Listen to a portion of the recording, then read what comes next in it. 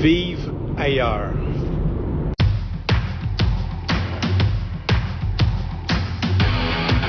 Il aime le code. Il faut que la communication soit codée, mais de façon claire et transparente. La rigidité, c'est pas pour lui. Mon nom est Francis Parent-Valquette et vous écoutez le Sandro Show. Et le plus important, c'est qu'il est bélier. Depuis plusieurs années, en fait, je vais pas dire depuis plusieurs années, mais toute ma jeunesse, je vais dire depuis plusieurs années, mais toute ma jeunesse, j'ai eu cette envie de m'exporter, de m'exproprier, de voyager, d'aller voir ce que le monde a à offrir. Aujourd'hui, c'est le fun parce qu'on vit dans un monde où l'Internet nous permet d'avoir des nouvelles de pas mal partout dans le monde, de pouvoir voir la culture. Je regarde les jeunes aujourd'hui qui trippent sur le K-pop, le K-drama, tout ce qui est coréen. C'est sûr que il y a comme une ouverture sur le monde qui est beaucoup plus facile aujourd'hui que peut-être il y a 20-25 ans quand moi j'étais plus jeune. Mais j'ai toujours eu cette espèce de calling-là de voyager, de peut-être, tu sais, comme...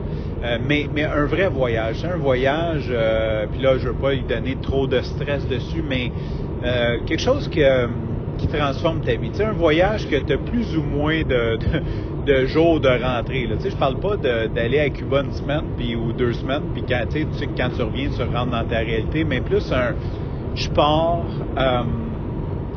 je me donne 1 an, mais peut-être que dans 1 an, je reviendrai pas non plus, right? Un petit peu sans voir un billet de retour. J'aurais aimé ça aussi, voyager, aller vivre ailleurs, puis voir un peu la culture. Aller dans un autre endroit. Et là, je parle pas d'immigrer. Je parle vraiment de passer, je sais pas, 6 mois, 1 an, quelque part, en Europe, en Asie, en Afrique, en Amérique du Sud, puis juste comme avoir le temps de s'imprégner de la vibe, de voir comment que les gens vivent, de comprendre que par après, quand tu reviens chez toi, tu peux vraiment avoir une idée de s'il y a des nouvelles qui passent, puis dire, je sais pas, l'Amérique du Sud, c'est de même, tu sais, de dire, attends un peu, là, faut que tu aies vécu là-bas, faut que tu comprennes un peu le système, faut que tu comprennes la façon que les gens, la perception des gens. Fait que j'ai toujours eu cette espèce d'envie-là. Je l'ai pas fait, tu sais, j'ai des amis qui sont partis backpack en Asie, j'ai des amis, moi j'avais des Westphalia, fait que j'ai bien des chums qui sont partis au Mexique en Ouest faire 6 mois, 1 an.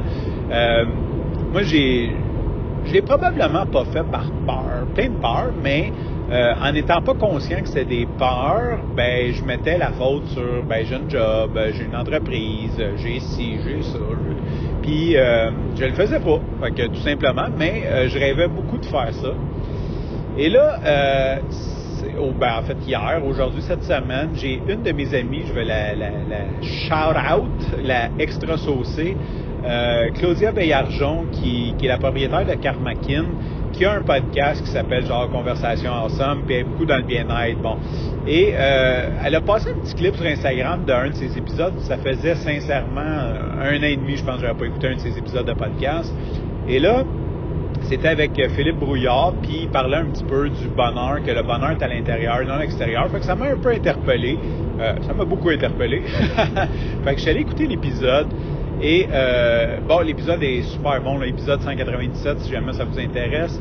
Mais ce que j'ai sorti, c'est que Philippe Brouillard, il est parti vivre au Mexique.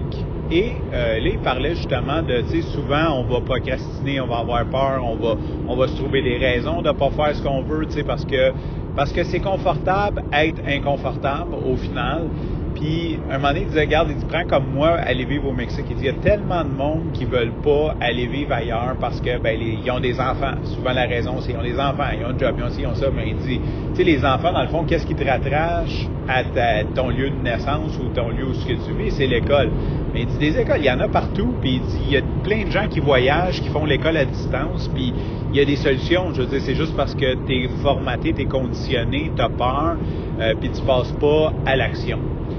Fait que ça m'a comme allumé une petite cloche sur ma vie présentement. Tu sais, il y en a certainement plusieurs qui diraient que j'ai eu des bad luck les dernières années, mais moi je pense que au contraire, j'ai eu plusieurs. En fait, la vie a créé ma chance, puis présentement j'ai la chance d'être libre, entre guillemets. Tu sais, j'ai un appart, j'ai une vanne, puis l'appart n'est pas à moi, elle est louée. La vanne, c'est à peu près la seule propriété que j'ai présentement, je veux dire, à part mes effets personnels, mes vêtements, puis 3 chaudrons, là, tu sais. Puis c'est ça, fait que j'ai la santé, je suis jeune, relativement jeune, là. Peut-être qu'il y a des jeunes qui vont écouter et vont dire que je suis pas si jeune que ça, mais j'ai encore l'énergie, j'ai cette liberté-là de pouvoir faire ce que je veux. Et je ne l'utilise pas. Tu sais, je veux dire, je me suis rentré dans le moule comme tout le monde. J'ai mon appart, j'ai ma job, puis je fais du 9 à 5, puis j'utilise ma liberté pour courir, m'entraîner, vivre mes rêves, mais je l'utilise pas tant que ça. Je pourrais l'utiliser mieux. Je pourrais faire des choses extraordinaires ou un peu plus extraordinaires que ce que je fais là, parce que je pense que je fais quand même des choses. Et ça m'a fait réfléchir à, ouais, c'est vrai, dans le fond, pourquoi? Tu sais, dans le fond, est-ce que c'est de la procrastination? Est-ce que c'est de la peur de dire, j'ai des enfants, fait que je peux pas y aller?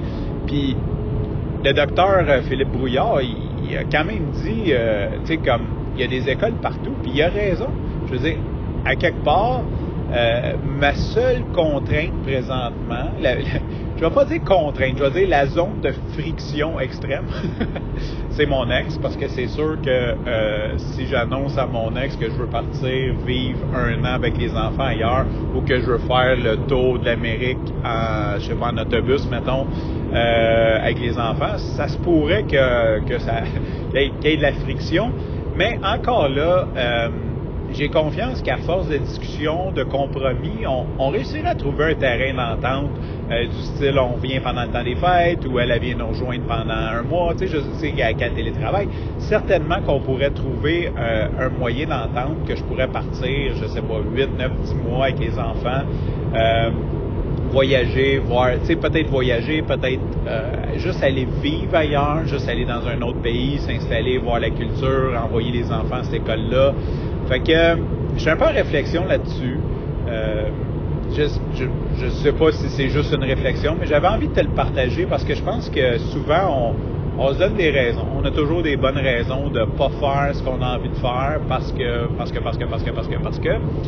Et ça m'a fait réaliser ça, cet épisode de podcast-là. Puis je suis beaucoup en réflexion parce que dans le fond, c'est souvent ce que j'ai voulu faire. Puis je pense que les enfants qui voient d'autres choses, je dis pas que c'est comme la seule façon de vivre, puis tu sais, on a dans notre famille élargi une cousine de Catherine qui a amené les enfants à vivre au Mexique. Les enfants n'ont pas tant trippé leur vie que ça, mais je pense que de voir qu'il y a d'autres façons de vivre sur cette planète, d'amener les enfants à faire un vrai voyage jeune, ça l'ouvre l'esprit. J'ai l'impression que ça crée des gens qui sont beaucoup plus ouverts d'esprit, beaucoup moins réticents au changement. Je pense que ça amène beaucoup de résilience. Fait que ça pourrait être quelque chose, et là je parle pour les enfants, mais je parle aussi pour moi, de m'amener cette ouverture d'esprit-là, même si j'aime dire que j'ai une ouverture d'esprit. Est-ce que je l'ai tant que ça?